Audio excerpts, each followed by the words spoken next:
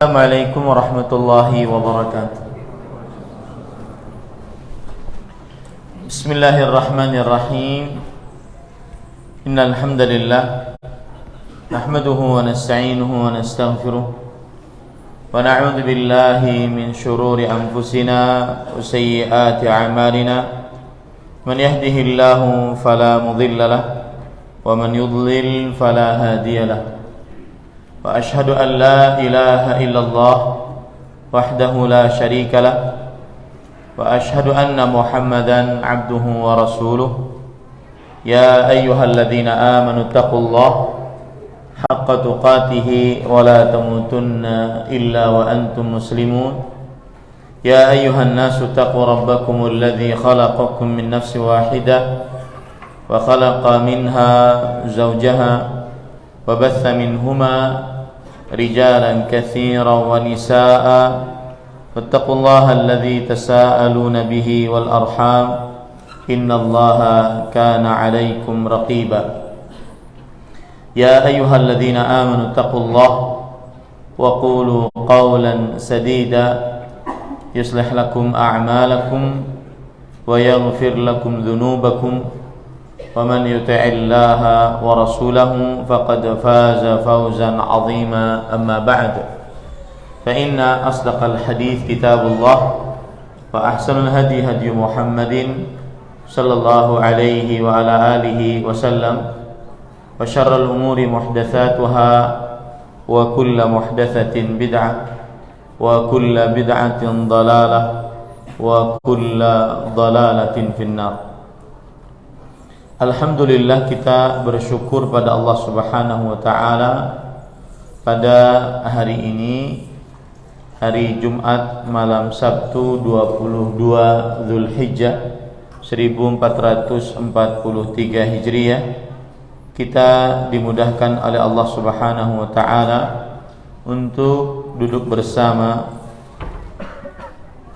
di Masjid Al-Amin Samarinda, Kalimantan Timur, dalam sebuah kajian rutin insyaallah taala setiap Jumat malam, membaca kitab yang ditulis oleh Fadilatul Syekh Muhammad bin Jamil Zainu rahimahullah dengan judul Kaifa Nurabbi Auladana atau Nidaun ilal Murabbiyin wal Murabbiyat, yang sudah diterjemahkan dalam bahasa Indonesia dengan judul Kiat Sukses Mendidik Anak. Salawat dan salam semoga selalu Allah berikan kepada Nabi kita Muhammad sallallahu alaihi wa ala alihi wasallam, pada keluarga beliau, para sahabat, serta orang-orang yang mengikuti beliau sampai hari kiamat kelak. Dengan nama-nama Allah yang husna dan sifat-sifatnya yang ulia, kita berdoa, Allahumma inna nas'aluka ilman nafi'an wa rizqan tayyiban wa amalan mutaqabbala. Allahumma amin. Ahibati fillah, afanillah wa iyyakum. Para ikhwah sekalian yang saya cintai, jamaah Masjid Al-Amin Samarinda, semoga Allah Subhanahu wa taala selalu memberikan afiat kepada kita di dunia dan di akhirat. Pada kesempatan kali ini adalah pertemuan yang ke-9 atau ke-10 kita membicarakan tentang kitab Kaifa Nurabbi Auladana, Kiat Sukses Mendidik Anak. Dan pada pertemuan sebelumnya kita sudah membahas bab yang diberikan oleh penulis, yaitu Arkanul Islam, rukun Islam. Dan saya sudah menyebutkan bahwa di bab yang sebelumnya penulis membawakan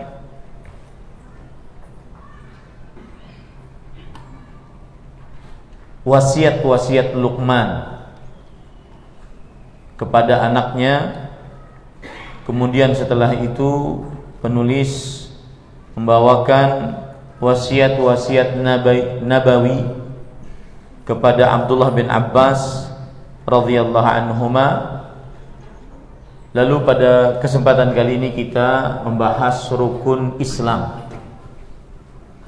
Seakan-akan penulis ingin memberitahukan kepada kita bahwa setelah mengenalkan kepada anak tentang Allah Subhanahu wa ta'ala, maka kenalkanlah kepada anak tentang agama Islam.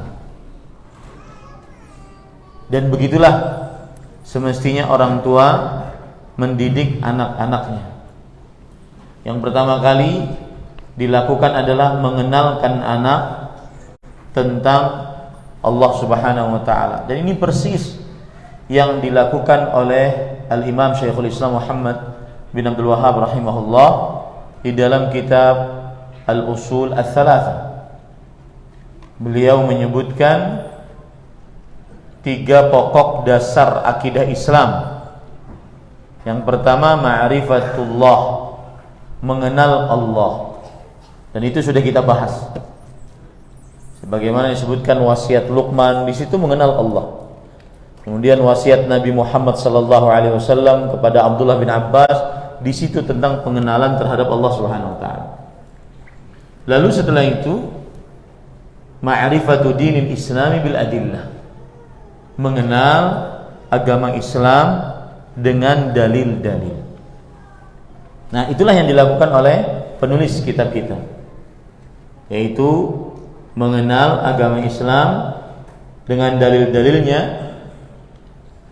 Dan salah satu pengenalan kita terhadap agama Islam adalah mengetahui bahwa Islam itu ada 3 tingkatan, sebagaimana disebutkan dalam hadis Jibril alaihissalam.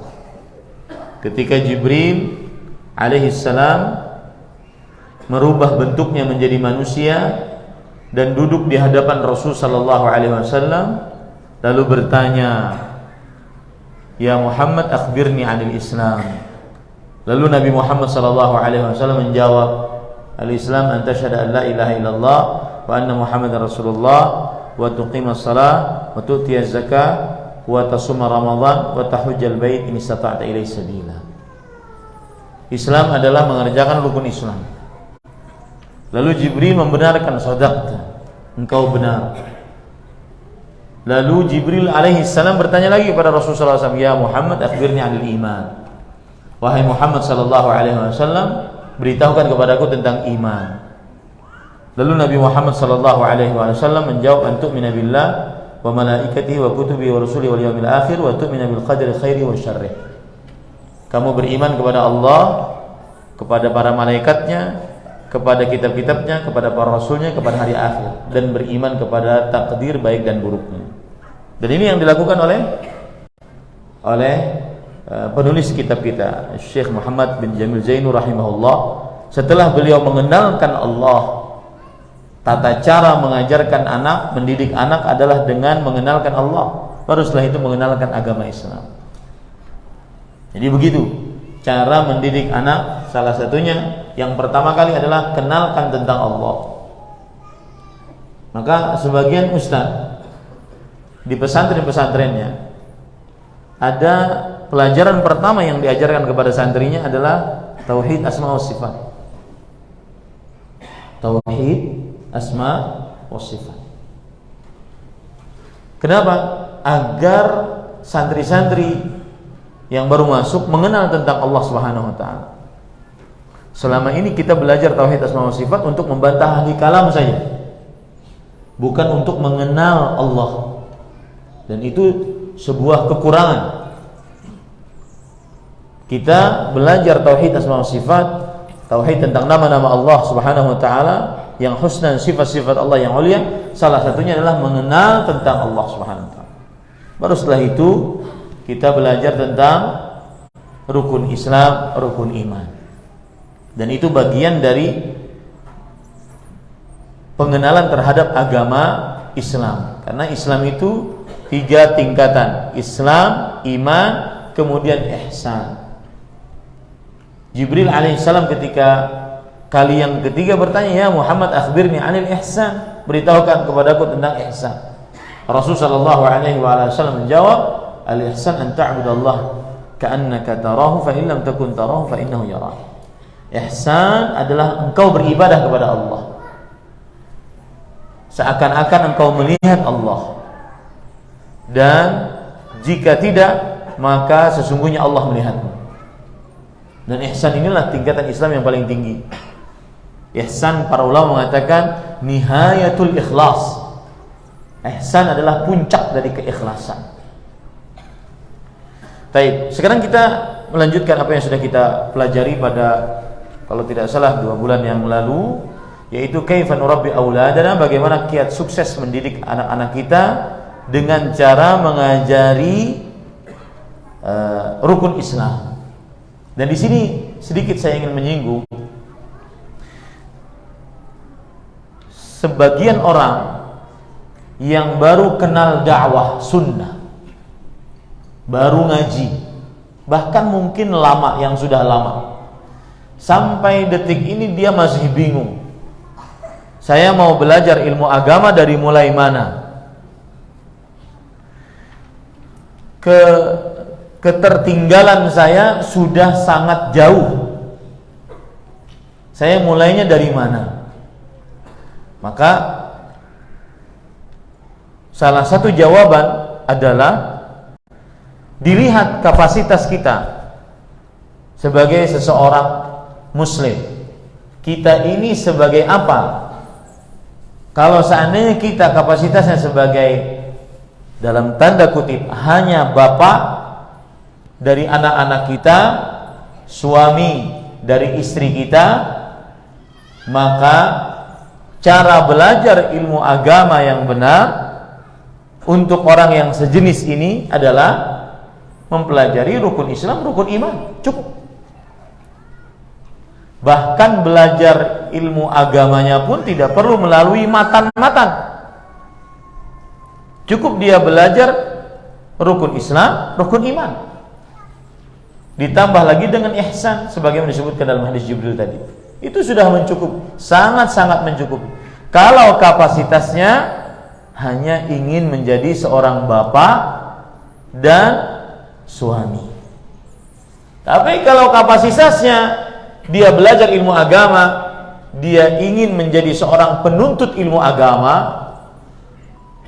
kemudian seorang pendakwah nantinya, ustadz, pengajar di pesantren, atau punya atau menjadi pimpinan pesantren, maka harus tinggi nuntutnya dan harus lebih spesifik belajarnya, harus lebih detail lagi belajarnya.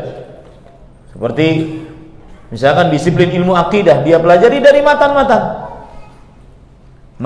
Al-Qawaidul Arba', 4 kaidah dasar memahami tauhid dan syirik, matan Al-Usul Ats-Tsalatsa, 3 landasan pokok akidah Islam, matan kitab tauhid, kitab yang sangat detail membicarakan tentang macam-macam kesyirikan, matan Kasyfus Syubuhat,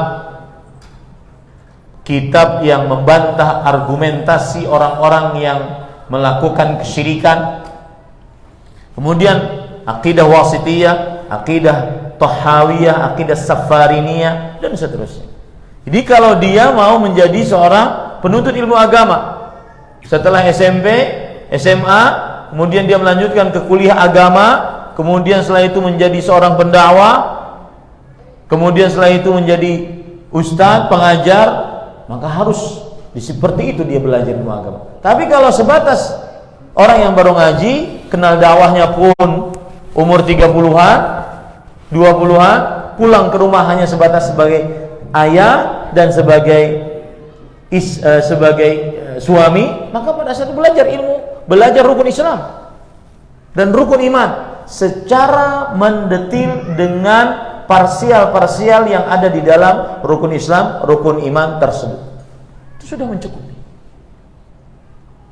Ya, nah ini solusi Saya sudah kenal dakwah ini lama Ustaz, tapi ilmu saya segitu-gitu aja, tidak punya ilmu yang mumpuni.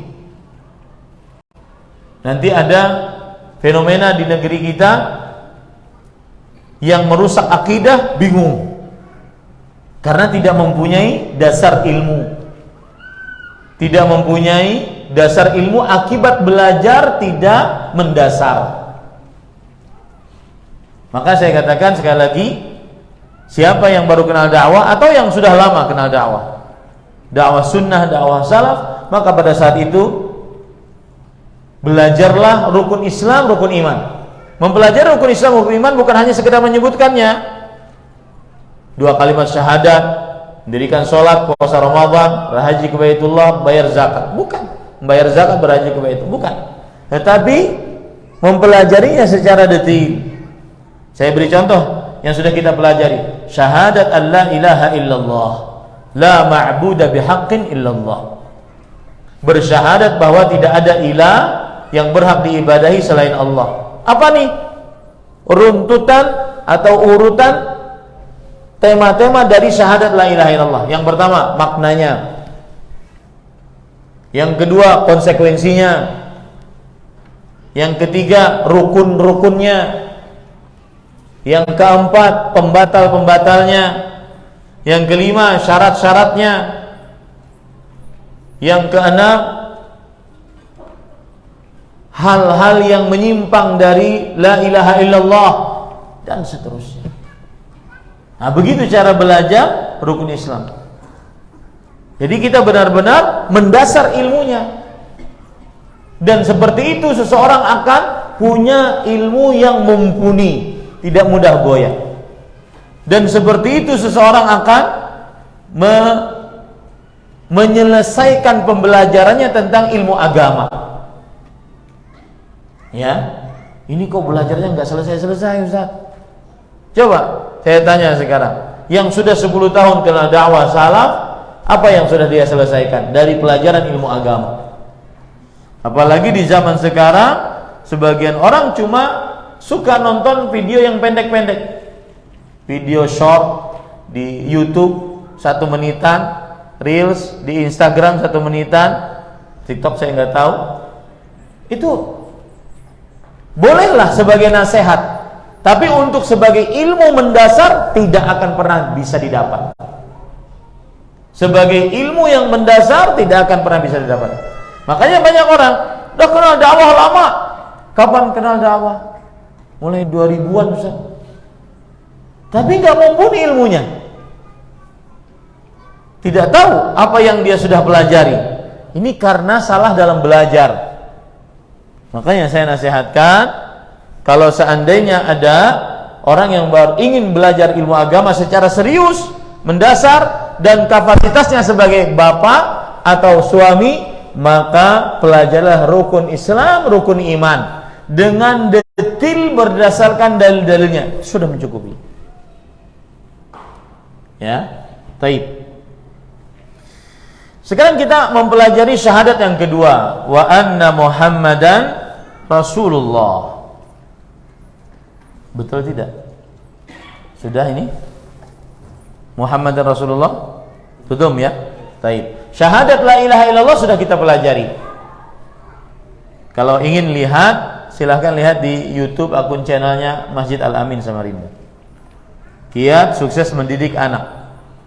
Pada bulan yang lalu saya sudah jelaskan syahadat la ilaha illallah. Sekarang kita masuk kepada syahadat yang kedua, yaitu anna Muhammadan Rasulullah sallallahu alaihi wasallam. Di sini penulis mengatakan Muhammadun tajibu ta'atuhu fi dinillah. Bersyahadat bahwasanya Muhammad sallallahu alaihi wasallam wajib mentaatinya di dalam menegakkan agama Allah Subhanahu wa taala. Ahibati fillah, afanillah wa iyyakum. Sekarang kita ingin kenal dulu. Lihat nih, saya sekarang menjelaskan bagaimana cara belajar syahadat Muhammad Rasulullah sallallahu alaihi wasallam. Yang pertama yang kita pelajari adalah siapa itu Nabi kita Muhammad sallallahu alaihi wasallam. Otomatis kita akan belajar nasab beliau. Siapa itu? Nasab Nabi Muhammad sallallahu alaihi wasallam. Maka beliau disebutkan di dalam hadis riwayat Bukhari, di dalam riwayat Muslim dari Wathilah bin Al-Ashqa radhiyallahu anhu, bahwa beliau mendengar Rasul sallallahu alaihi wasallam bersabda, "Innallaha astafa Kinanata min waladi Ismail." Sesungguhnya Allah memilih Kinanah dari keturunan Ismail. Ini ada Ismail, ada keturunannya. Dari keturunannya itu ada namanya Kinanah. Wastafa Quraisyan min Kinanah. Dan dari Kinanah ada keturunannya namanya Quraisy. Dari Kinanah ada keturunannya namanya Quraisy.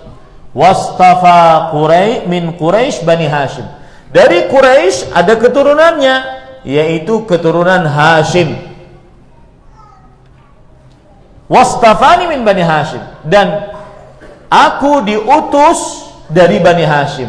Dari Bani Hashim nanti ada keturunannya Nabi kita Muhammad sallallahu alaihi wasallam. Jadi urutannya bagaimana? Ismail punyai keturunan Kinanah. Kinanah mempunyai keturunan Quraisy. Quraisy mempunyai keturunan Hashim. Hashim mempunyai keturunan Muhammad sallallahu alaihi wasallam. Itulah nasab Nabi Muhammad sallallahu alaihi wasallam secara global. Adapun para ikhwan yang dirahmati oleh Allah Subhanahu wa taala, nasab beliau, nama beliau secara lengkap adalah, perhatikan baik-baik, Muhammad bin Abdullah, anak dan bapak, bin Abdul Muttalib, kakek. Kakek yang pertama Nabi Muhammad sallallahu alaihi wasallam adalah Abdul Muttalib. Ya. Ini kadang-kadang sebagian orang yang suka berselawat kepada Rasul sallallahu alaihi wasallam, maka jangan lupa untuk mengetahui nasabnya. Yang mengaku cinta kepada Rasul sallallahu alaihi wasallam, semestinya dia belajar tentang nasab Rasul sallallahu alaihi wasallam. Muhammad bin Abdullah, bapak dan anak.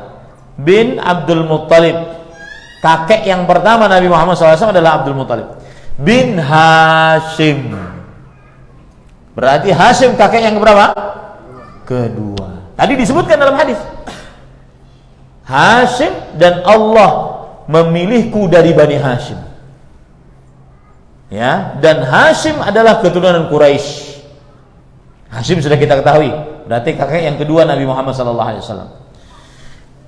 Hashim bin Abdi Manaf, Abdul Manaf bin Qusay, bin Kilab, bin Murrah, bin Ka'ab, bin Lu'ay, bin Ghalib, bin Fihir. Fihir adalah Quraisy. Kakek yang keberapa? Kakek ke-10 dari Rasulullah SAW.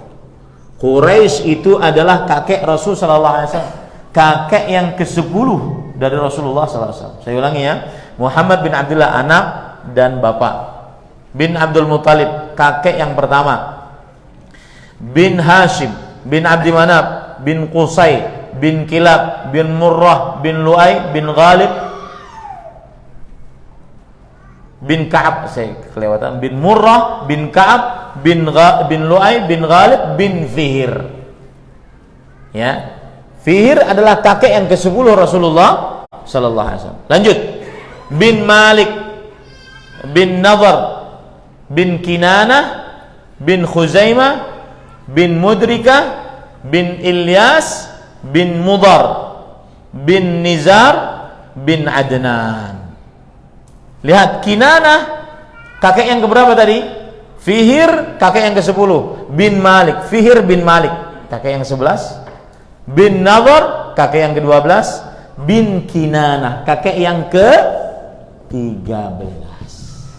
Yang disebutkan dalam hadis tadi, bahwasanya Allah memilih dari Kinanah keturunan Ismail. Jadi Ismail mempunyai keturunan namanya Kinanah. Kinanah ini ternyata kakek yang keberapa? Ke-13 Rasulullah sallallahu alaihi wasallam. Bin Khuzaimah bin Mudrika bin Ilyas bin Mudhar bin Nizar bin Ma'ad bin Adnan. Nah, para ikhwan yang dirahmati oleh Allah Subhanahu wa taala, sampai di sini seluruh para ulama ahli nasab, ahli keturunan sepakat itulah nasab yang sahih dari Rasulullah sallallahu alaihi wasallam. Tidak ada perbedaan pendapat di antara para ulama. Dan mereka sepakat Adnan, kakek Nabi yang ke-20 adalah keturunan Ismail. Adnan, kakek Nabi yang ke-20 adalah keturunan siapa? Ismail. Nah, ini para ikhwan yang dirahmati oleh Allah Subhanahu wa taala. Ismail bin siapa? Bin Ibrahim alaihi wassalam. Makanya Nabi Muhammad SAW sering mengatakan bapakku Ibrahim. Kenapa? Karena Ismail bin Ibrahim.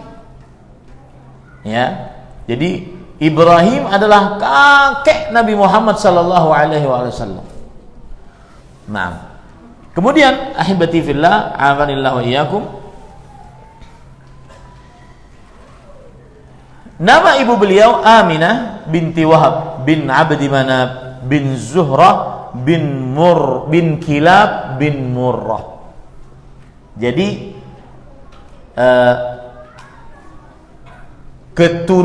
ibunya Nabi Muhammad SAW bertemu nasabnya dengan bapaknya pada kakek Nabi Muhammad SAW, Kilab.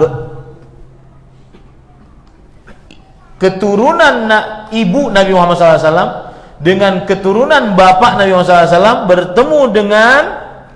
bertemu nasabnya pada kakek Nabi Muhammad SAW bernama siapa?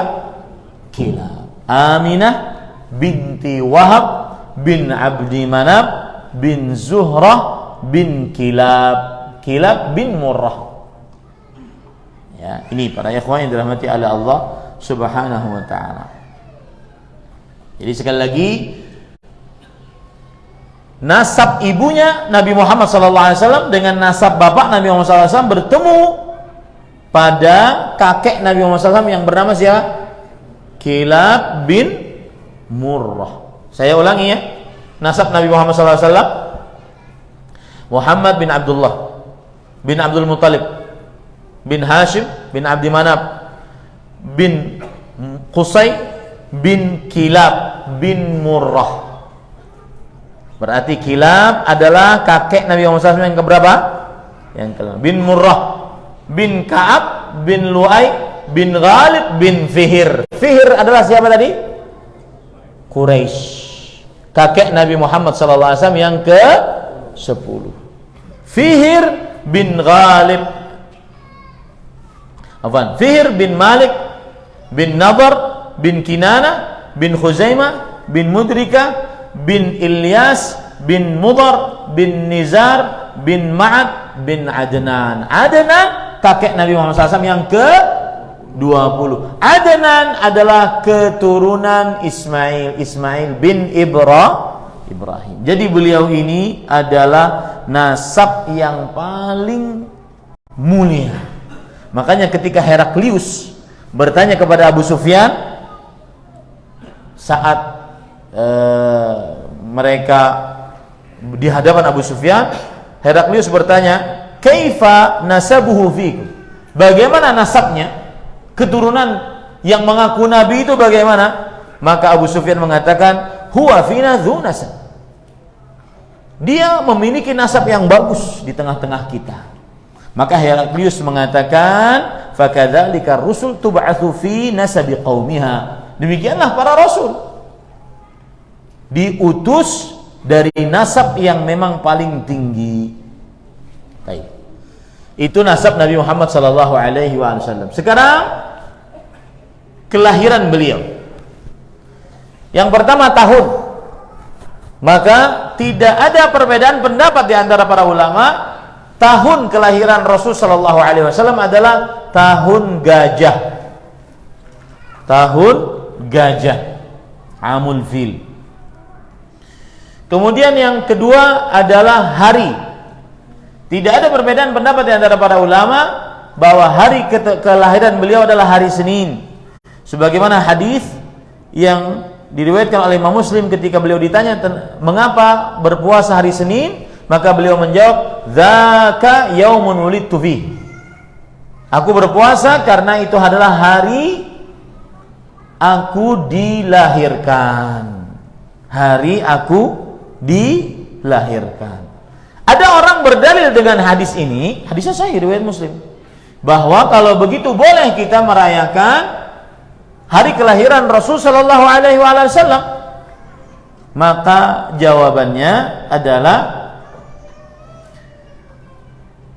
tidak boleh, karena tidak pernah dikerjakan oleh Rasul sallallahu alaihi wasallam merayakan hari kelahiran Rasul sallallahu alaihi wasallam. Beliau hanya mengabarkan itu hari Senin, hari kelahiranku, maka aku berpuasa.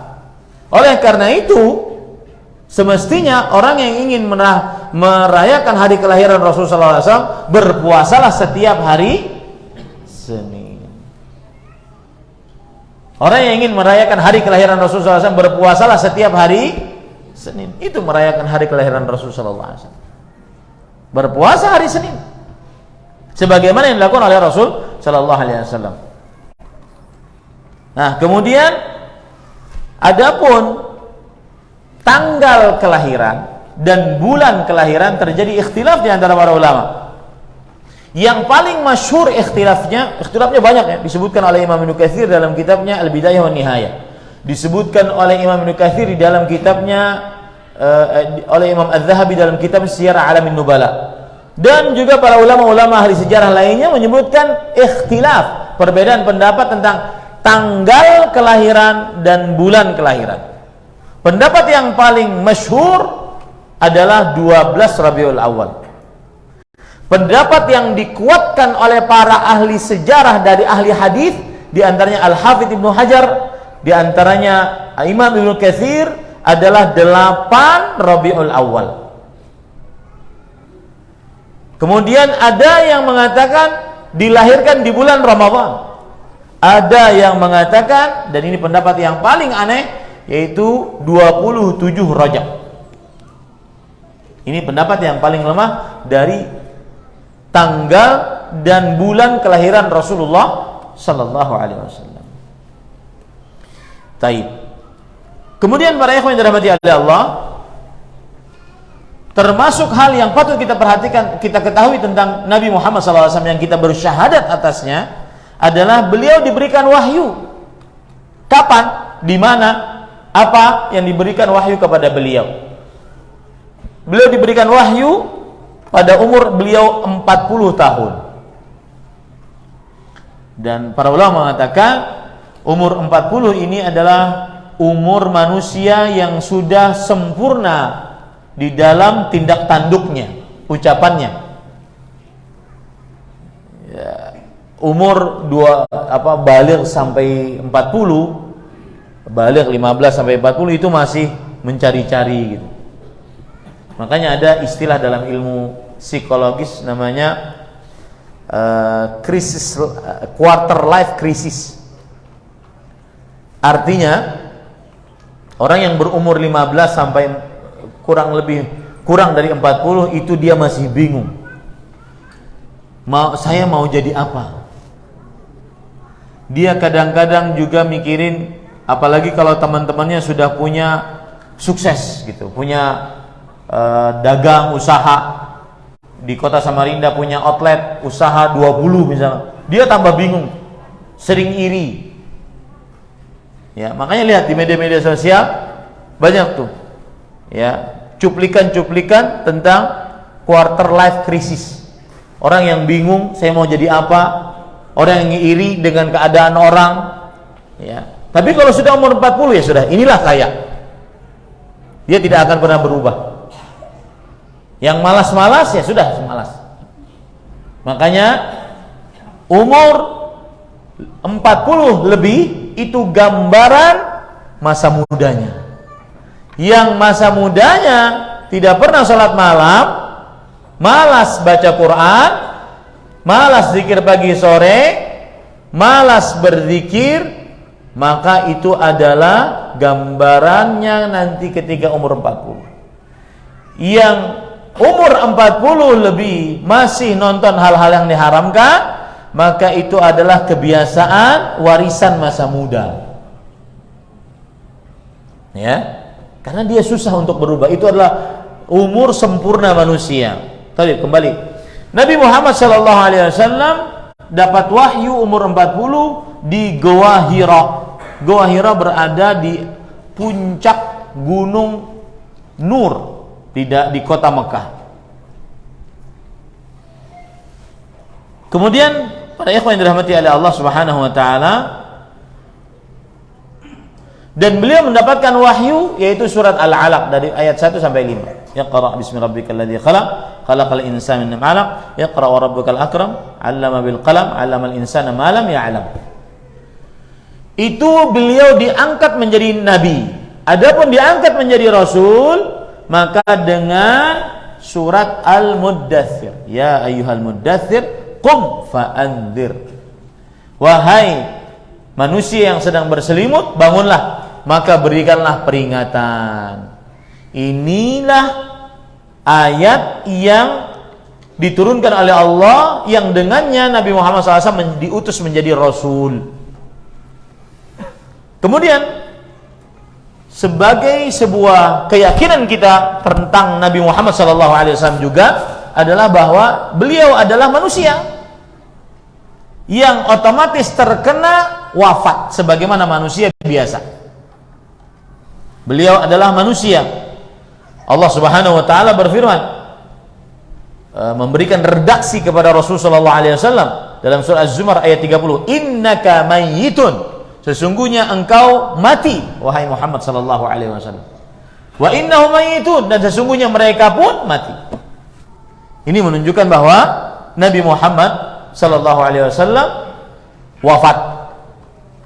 Kemudian juga dalam surat Ali Imran ayat 144, wa ma Muhammadun illa rasulun qad khalat min qablihi rusul, tidaklah Nabi Muhammad SAW melainkan rasul yang telah didahului oleh rasul-rasul sebelumnya. Afa immata au qutila inqalabtum ala aqabikum, apakah kalau Nabi Muhammad SAW wafat atau terbunuh, kalian kembali kepada agama kalian? Ini menunjukkan kabar dari Allah bahwa Nabi Muhammad SAW wafat.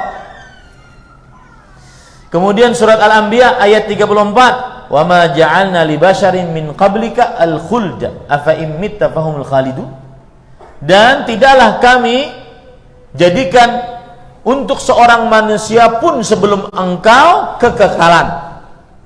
Ini salah satu dalil yang menunjukkan bahwasanya tidak ada manusia yang kekal di bumi. Nabi Khadir alaihi salatu wassalam, beliau terkena wafat. Pendapat yang lebih kuat, tidak ada Nabi Khadir yang masih hidup. Karena berdasarkan ayat ini surah Al-Anbiya ayat 34, dan berdasarkan hadis bahwa setiap 100 tahun maka Allah mengganti manusia dengan manusia yang lain. Ya. Ini para ikhwan yang dirahmati oleh Allah Subhanahu wa taala. Baik, silahkan azan dulu.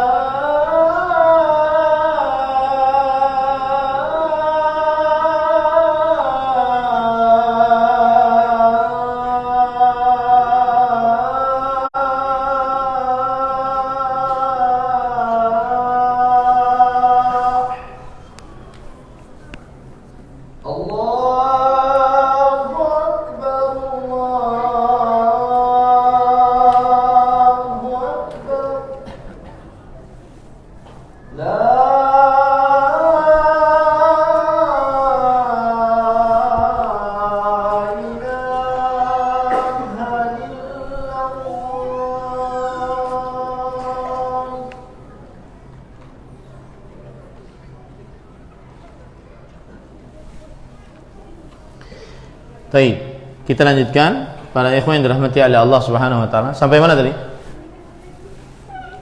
Wafat Rasulullah sallallahu alaihi wasallam. Sedikit tentang wafatnya Rasul sallallahu alaihi wasallam. Maka kita harus meyakini siapa saja yang mengaku bertemu dengan Rasul sallallahu alaihi wasallam dalam keadaan jaga, maka dia berarti menyelisihi apa yang disebutkan oleh Allah dalam Al-Quran, hadis-hadis yang sahih dan ijma' para sahabat, dan dia berdusta. Tidak boleh ragu akan hal itu. Yang mengaku bertemu dengan Rasul sallallahu alaihi wasallam dalam keadaan jaga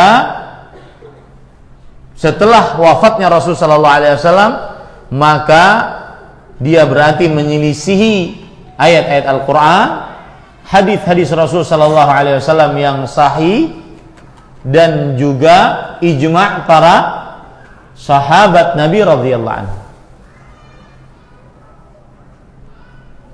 Dan itu sebuah keyakinan kita. Tidak boleh goyah hanya dengan pembawaan retorika ataupun drama-drama, ya, yang dibuat dan terlihat di video-video.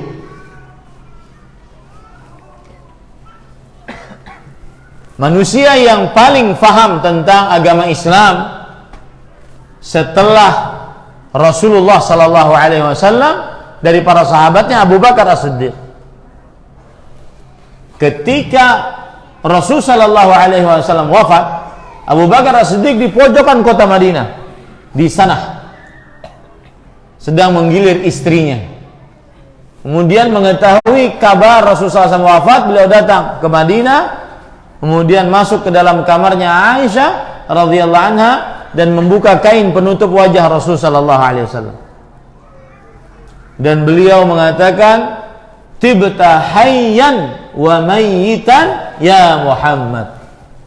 Sungguh engkau hidup dan mati dalam keadaan baik, wahai Nabi Muhammad sallallahu alaihi wasallam. Kemudian setelah itu beliau keluar rumah dan mendiamkan Umar bin Khattab yang sedang mengancam siapa saja yang mengatakan Rasulullah SAW wafat, maka berhadapan dengan pedangku ini. Kata Abu Bakar As-Siddiq, ijlis. Umar bin Khattab enggan untuk ijlis, untuk duduk. Kemudian Abu Bakar As-Siddiq akhirnya berceramah di hadapan manusia. Ya ayuhan nas, man kana ya'budu Muhammadan fa innahu qad mat.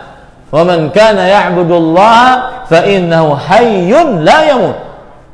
Wahai Muhammad sallallahu alaihi wasallam, kalau siapa saja yang, saya ulangi, wahai manusia, siapa saja yang menyembah Nabi Muhammad sallallahu alaihi wasallam, maka sesungguhnya beliau telah wafat. Dan siapa saja yang menyembah Allah, maka Allah adalah Maha hidup, tidak pernah mati. Dan itu disetujui oleh seluruh sahabat Rasulullah SAW. Dan kalau seandainya Nabi Muhammad SAW bisa hidup, didatangkan kapan saja, janjian di mana saja bisa, ya, maka niscaya Rasul SAW akan keluar di masa-masa genting para sahabat. Terjadi di tengah para sahabat kegentingan, perang Siffin, perang Jamal, pembunuhan kepada kaum Khawarij. Kenapa beliau tidak keluar pada saat itu? Dan keluar pada saat sebagian orang-orang mengaku tentang keluarnya Rasulullah SAW.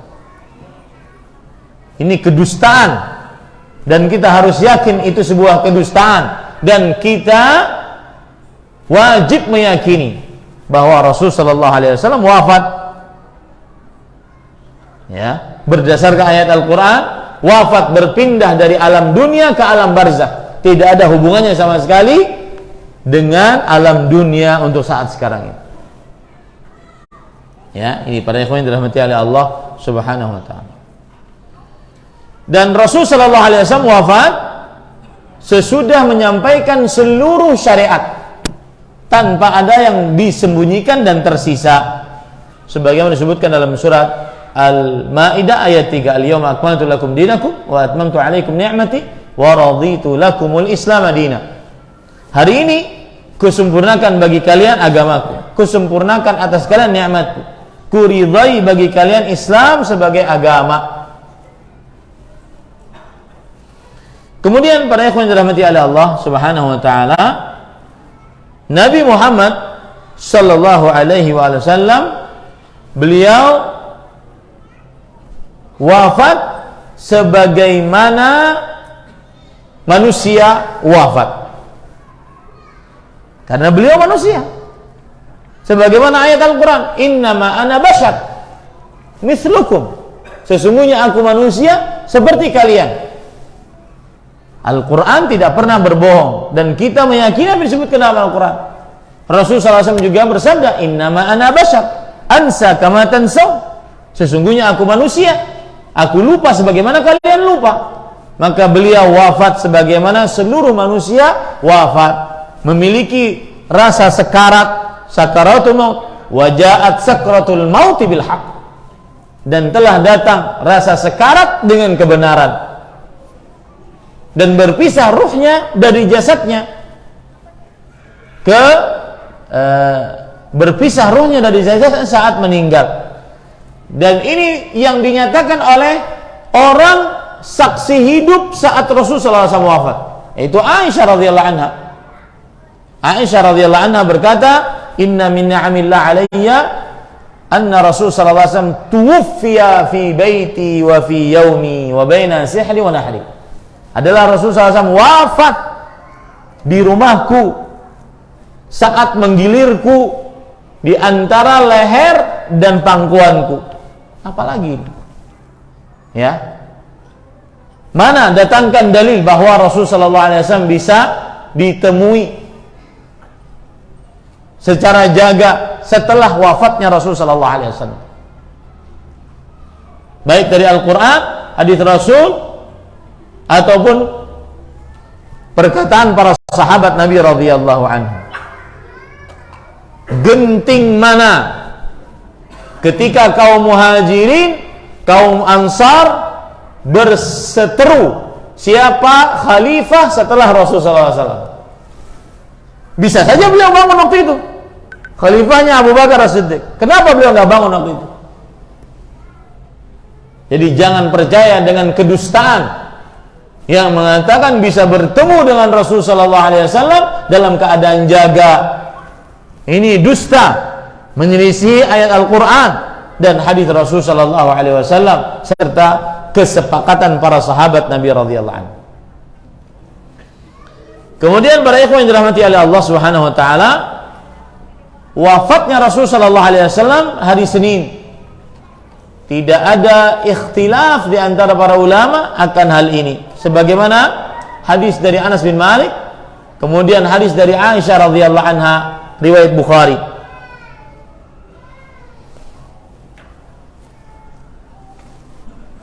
Dan tahun wafatnya Rasul sallallahu alaihi wasallam adalah tahun ke-11 Hijriah. Tidak ada perbedaan pendapat di antara para ulama rahimahumullah taala. Dan bulan wafatnya Rasul sallallahu alaihi wasallam bulan Rabiul Awal.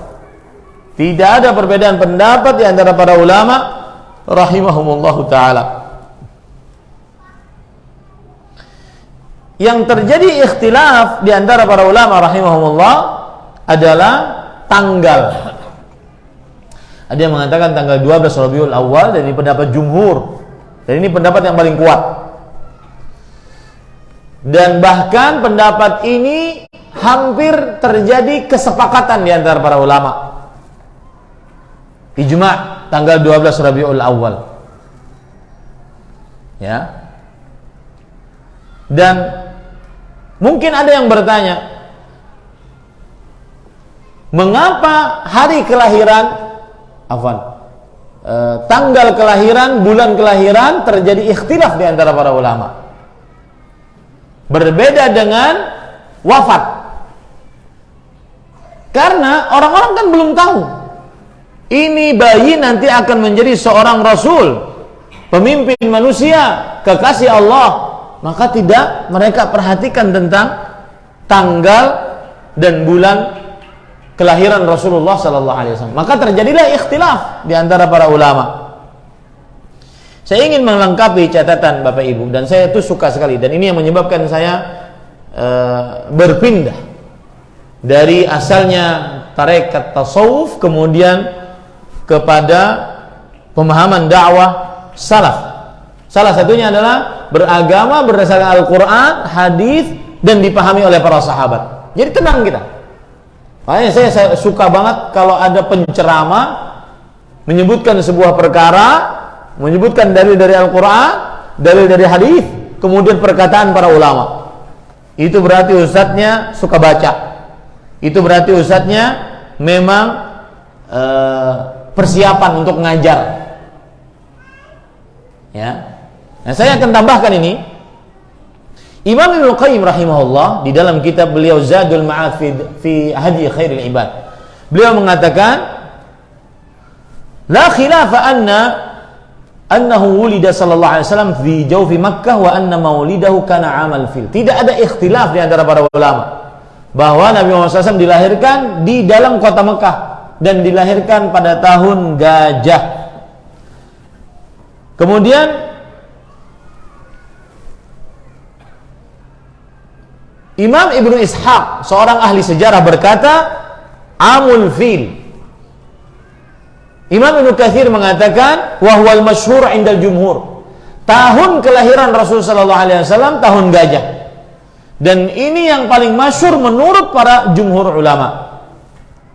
Kemudian Ibrahim bin Al-Munzir Al-Huzami, syekhnya Imam Bukhari, berkata, "Wa huwa alladhi la yashukku fihi ahadun minal ulama." Tahun kelahiran, tahun gajah, itulah tahun yang tidak ada keraguan di antara para ulama seorang pun. Semuanya sepakat bahwasanya tahun kelahiran Rasulullah SAW adalah tahun gajah. Ini para ikhwan yang dirahmati oleh Allah Subhanahu wa taala. Kemudian hari Senin. Maka Nabi Muhammad SAW dilahirkan hari Senin, diutus menjadi nabi dan rasul hari Senin, diwafatkan hari Senin. Sebagaimana hadis yang diriwayatkan oleh Imam Muslim yang sudah kita sebutkan tadi. Kemudian para ikhwan yang dirahmati oleh Allah Subhanahu wa taala, yang terjadi ikhtilaf adalah tanggal dan bulan sebagaimana sudah saya sebutkan tadi. Tanggal dan bulan terjadi ikhtilaf, disebutkan oleh Imam Ibnu Katsir dalam kitab beliau As-Sirah An-Nabawiyah. Ada yang mengatakan zaman khalau minhu, yaitu tanggal 8 Rabiul Awal. Hakahul Humaidi an Ibni Hazm wa rawahu Malikun wa Uqail wa Yunus ibnu Yazid wa ghairuhum an Az-Zuhri an Muhammad ibn Jubair bin Mut'im wa naqala Ibnu Abdul Bar an ashabi tarikh annahum sahhahuhu wa qata'a bihi al-Hafidh al-Kabir Muhammad ibn Yunus al-Khawarizmi wa rajjahahu al-Hafidh Abu al-Khattab ibn Dihya fi kitab at-Tanwir fi maulidil bashar an-Nadhir. Ya, tanggal 8 Rabiul Awal ini dihikayatkan oleh Al-Humaidi dari Imam Ibnu Hazm, diriwayatkan oleh Imam Malik, diriwayatkan oleh Imam Aqil, oleh Yunus bin Yazid dan selainnya.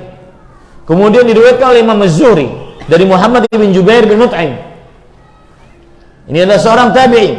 Kemudian dinukilkan oleh Imam Ibnu Abdul Bar dari para ahli sejarah bahwasanya mereka mensahihkan tanggal 8 Rabiul Awal, hari kelahirannya. Ini bukan isapan jempol perkataan seperti ini. Ya, ini perkataan para ulama rahimahumullah taala. Jadi kalau sekarang orang 12 Rabiul Awal, maka itu kesepakatan para ulama tentang hari kewafatnya Rasulullah sallallahu alaihi wasallam. Makanya saya sering mengatakan pada tanggal 12 Rabiul Awal sebagian orang kadang-kadang memperingati hari kelahiran Rasulullah sallallahu alaihi wasallam. Tapi kadang-kadang lupa itu juga tanggal dan bulan hari wafatnya Rasul sallallahu alaihi wasallam. Tanggal dan bulan wafatnya Rasul. Mendingan berbicara tentang wasiat Rasul sallallahu alaihi wasallam saat wafat. Itu lebih utama. Kenapa? Karena banyak sekali wasiat-wasiat Rasul sallallahu alaihi wasallam yang sesudah beliau meninggal dilalaikan oleh kaum muslimin. Wasiat itu berarti adalah pesan penting orang sebelum meninggal untuk dilaksanakan setelah meninggal. Dan banyak sekali wasiat-wasiat Rasulullah SAW sebelum meninggal yang dilanggar oleh sebagian kaum muslimin. Jadi lebih baik tanggal 12 Rabiul Awal menceritakan tentang hari wafatnya Rasulullah SAW dan juga wasiat-wasiat beliau. Nah, ini para ikhwah yang dirahmati oleh Allah Subhanahu wa taala. Nah, taib. Kemudian para ikhwan yang dirahmati oleh Allah, berkaitan dengan Nabi Muhammad SAW, beliau mempunyai banyak nama. Nama beliau diantaranya adalah Ahmad, sebagaimana disebutkan oleh Allah dalam surah As-Saff ayat 6. Wa mubasysyiran bi rasulin ya'ti min ba'di ismuhu Ahmad. Kata Nabi Isa alaihissalam, aku memberikan kabar gembira dengan seorang rasul yang datang setelahku, namanya adalah Ahmad. Surah As-Saff ayat 6. Kemudian nama Nabi Muhammad SAW adalah Al-Mutawakkil, sebagaimana disebutkan oleh Allah, oleh Rasul SAW dalam hadis riwayat Bukhari, wa anta abdi wa rasuli samaitukal mutawakkil. Engkau adalah hamba dan rasulku, aku namai engkau dengan Al-Mutawakkil. Termasuk nama Nabi Muhammad SAW adalah Muhammad. Muhammad sallallahu alaihi wasallam. Al-Mahi, Al-Hashir, Al-Aqib. Ini nama-nama Nabi Muhammad sallallahu alaihi wasallam. Beliau bersabda dalam hadis riwayat Bukhari, "Ana Muhammadun, ana Ahmadu, ana Al-Mahi." Aku adalah Muhammad, aku adalah Ahmad, aku adalah Al-Mahi, yang dengannya menghapuskan kekufuran, karena arti Al-Mahi adalah penghapus. Wa ana Al-Hashir, aku adalah Al-Hashir, alladzi yuhsyarun nas ala yahsyurun nasu ala qadami. Al-Hashir artinya mengumpulkan, karena manusia berkumpul di hari kiamat di bawah telapak kaki Rasulullah SAW, meminta syafaat Rasulullah sallallahu alaihi wasallam. Wa ana al-aqib alladzi laisa ba'dahu ahad, dan aku adalah al-aqib yang paling terakhir, yang tidak ada rasul setelahku, namanya al-aqib. Ini nama-nama Nabi Muhammad sallallahu alaihi wasallam berdasarkan hadis yang sahih. Apakah nama Nabi Muhammad sallallahu alaihi wasallam termasuk daripadanya adalah Toha? Apakah nama Toha adalah termasuk daripada nama Nabi Muhammad SAW? Yasin, nama Nabi Muhammad SAW? Maka jawabannya adalah Toha dan Yasin bukan dari nama Nabi Muhammad SAW. Akan tetapi dia adalah huruf-huruf yang terputus-putus di awal surat. Dan ini menunjukkan kepada isyarat akan agungnya Al-Quranul Karim. Al-Imam Muhammad Al-Amin Asy-Syanqiti dalam kitab beliau Adwa'ul Bayan berkata ketika menafsiri surat Thaha, "Adharul aqwalu fihi indi annahu minul hurufil muqatta'ah fi awaili surah Pendapat yang lebih kuat adalah dia huruf-huruf yang terputus-putus di awal setiap surat, Ini para ikhwan yang dirahmati oleh Allah Subhanahu wa taala.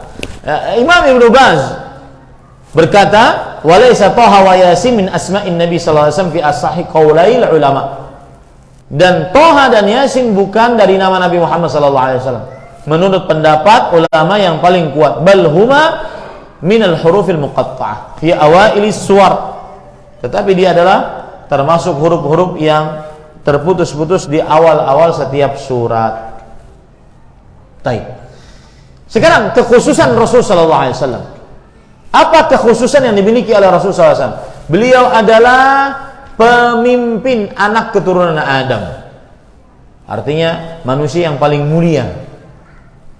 Bahkan mengalahkan kemuliaannya nenek moyangnya. Mengalahkan Adam. Manusia yang paling mulia. Sebagaimana hadis riwayat Imam Ibnu Hibban, "Ana sayyidu waladi Adam."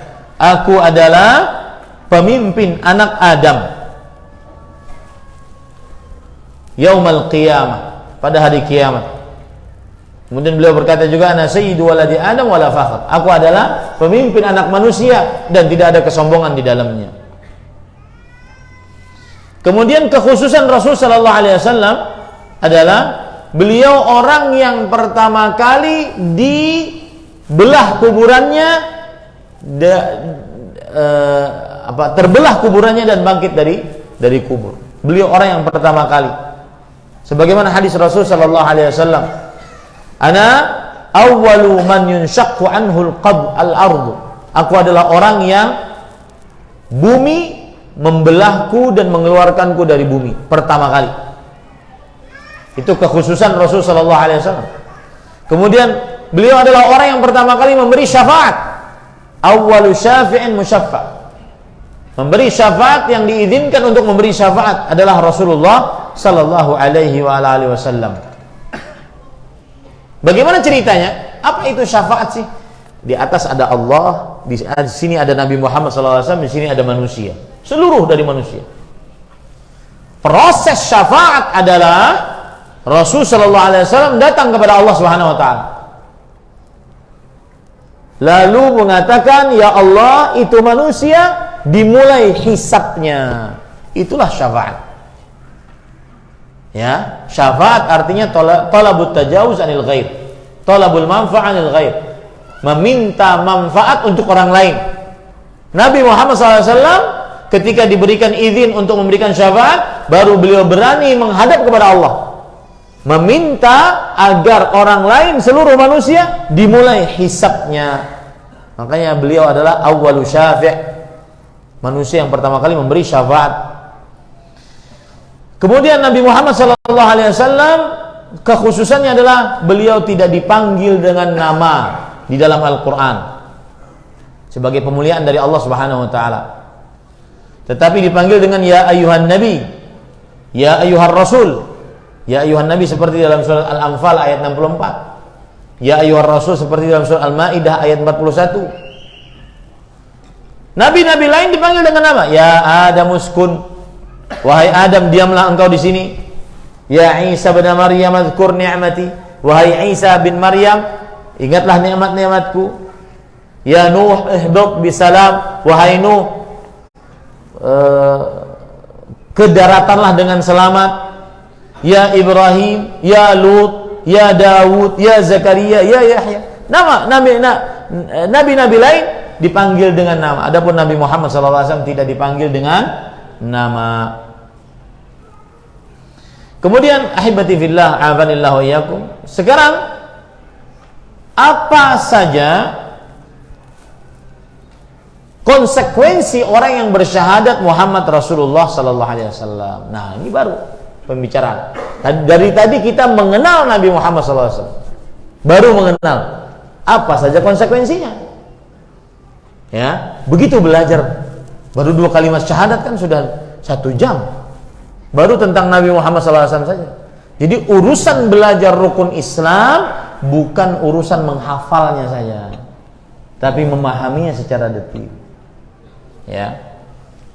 Yang pertama, konsekuensi bersyahadat Muhammad Rasul SAW adalah mengimani bahwasanya beliau adalah abdun, hamba, la yu'bad, tidak diibadahi. Wa rasulun la yukadzab, dan rasul tidak didustakan. Itu konsekuensi orang yang bersyahadat Muhammad Rasulullah sallallahu alaihi wasallam. Meyakini bahwa beliau hamba. Makanya kekeliruan di dalam sebuah qasidah yang mengatakan ya akramal khalqi maliman aludhu bihi siwaka inda hudutsil haditsil amimi. Wahai manusia yang paling mulia. Siapa beliau? Nabi Muhammad SAW. Sekarang berarti memanggil Nabi Muhammad SAW. Wahai manusia yang paling mulia, aku tidak memiliki seorang pun yang aku berlindung dengannya selain engkau. Boleh ini? Sudah terima saja, itu kekeliruan. Dan itu dibaca dan diberikan fadilat. Kalau dibaca 40 kali maka tidak akan miskin, pian. Sudah bacaannya salah, datangnya jauh setelah Rasulullah SAW, diberikan fadilat. Ini para ikhwah. Nah, beliau adalah hamba Allah, tidak boleh diibadahi. Tidak boleh berdoa kepada Rasulullah sallallahu alaihi wasallam. Wahai Rasulullah, saya minta anak. Wahai Rasulullah, minta rezeki, enggak boleh. Karena beliau hamba. Dan beliau adalah Rasul, tidak boleh didustakan. Allah Subhanahu wa taala berfirman dalam surah Al-Ahzab, "Ma kana Muhammadun aba ahadin min rijalikum walakin Rasulullah wa khataman nabiyyin." Bukanlah Nabi Muhammad sallallahu alaihi wasallam adalah bapak salah seorang dari kalian, akan tetapi beliau adalah Rasulullah dan penutup para nabi alaihi wassalatu wassalam. Kemudian konsekuensi yang kedua ketika bersyahadat Muhammad Rasulullah sallallahu alaihi wasallam adalah bahwa mentaati perintah Rasul sallallahu alaihi wasallam.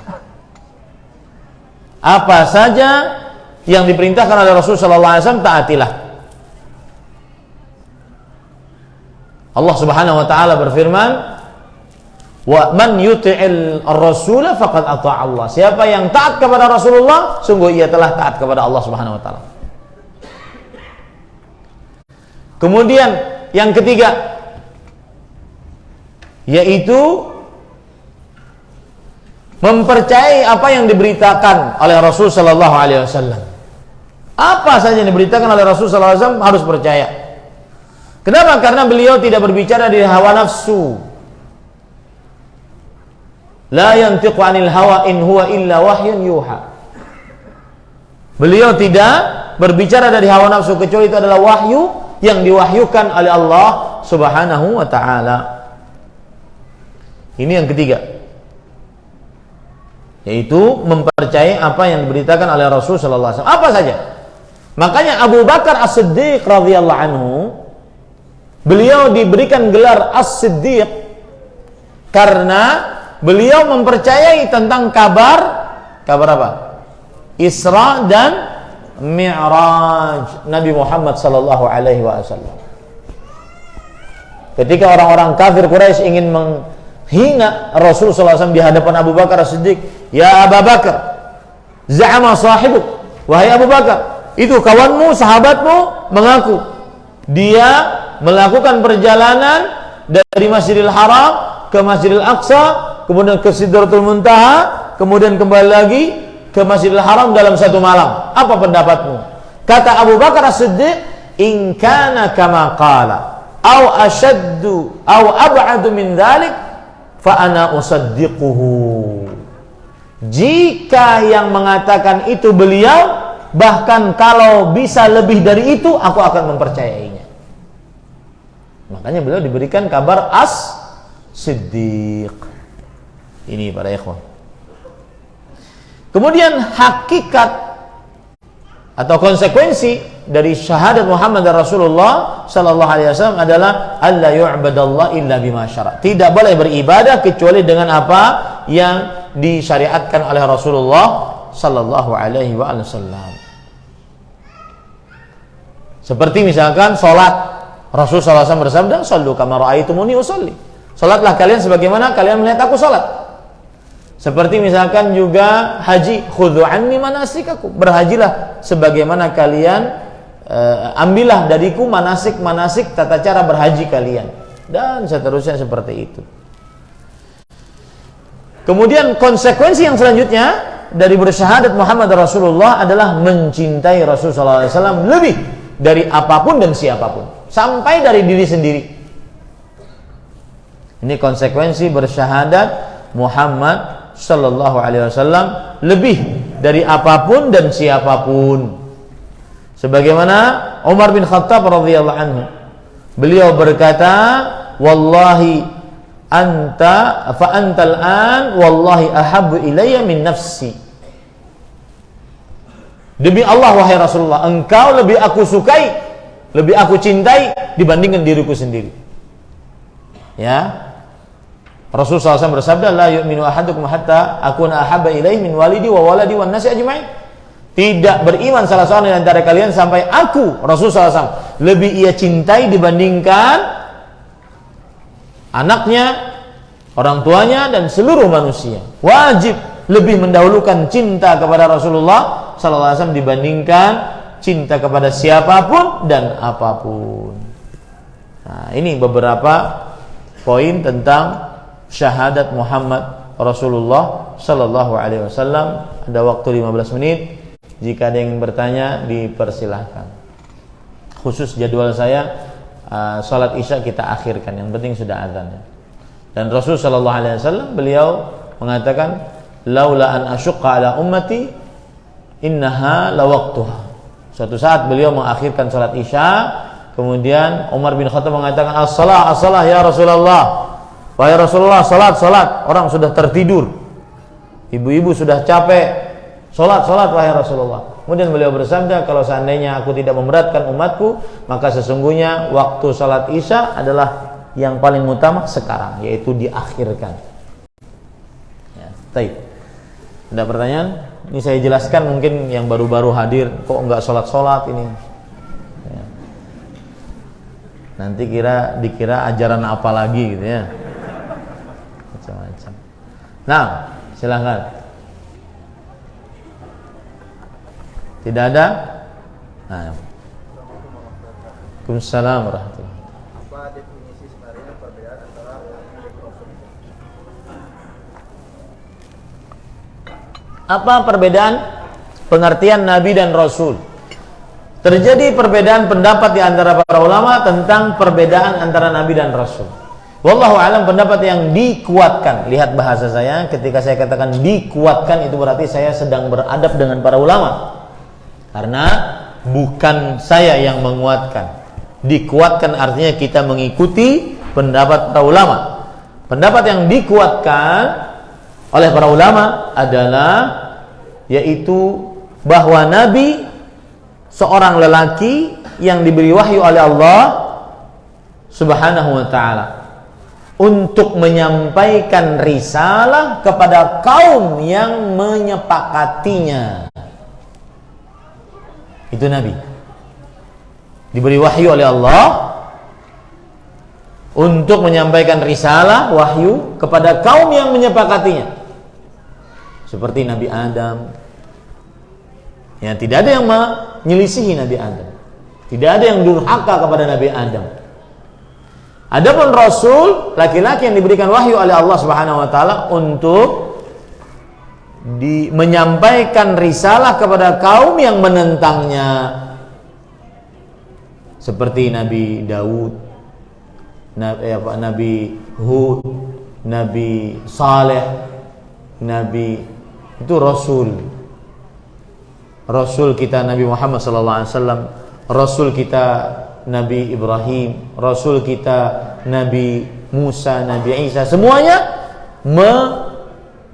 memerangi dan menyelisihi Rasulullah sallallahu alaihi wasallam. Itu perbedaannya. Wallahu a'lam. Nah, ada lagi? Tidak ada? Lapar kalian sudah? Baik, jika tidak ada kita cukupkan dengan kafaratul majlis. Insyaallah jadwal kita pada besok subuh adalah yaitu doa, tentang doa, pengertiannya, hukum-hukumnya, dan kesalahan-kesalahan yang terjadi di dalamnya di Masjid Bintang Sunnah insyaallah taala. Wallahu a'lam. Sallallahu nabiyana Muhammad walhamdulillahirabbil alamin. Subhanakallahumma bihamdika asyhadu an la ilaha illa anta astaghfiruka wa atubu ilaik. Wassalamualaikum warahmatullahi wabarakatuh.